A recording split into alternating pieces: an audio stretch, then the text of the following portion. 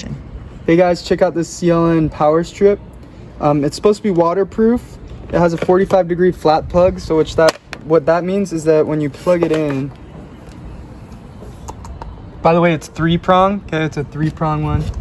So make sure the outlet you're plugging into has 3 prongs. When you plug it in, it kind of lays up like this so that you could lay it against the wall better.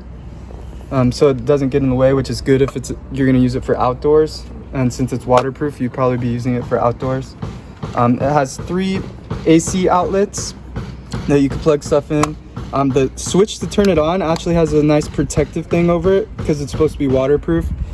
It also has draining outlets, so if water gets in there, it'll drain out. And it also has these keyhole slots where you could actually hang this up if you want it to be out of the way and against the wall, if you want to hang it up against something.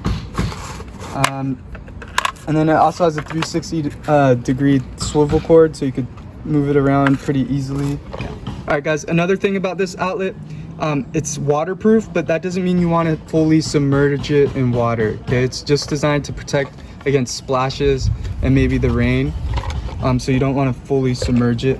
And then also the cable length is 6.6 feet, so decent length.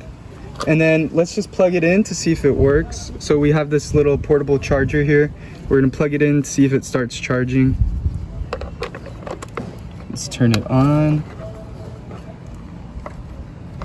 And there you go. You can see that it's starting to charge. Good.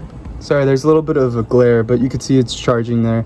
Also, because these outlets have the protective layer, it's a little hard to shove stuff in, so you want to give it a little bit of force to really get it in there. And that's just because the waterproof protective layer makes sure that you have to just push it in a little harder. But it's charging.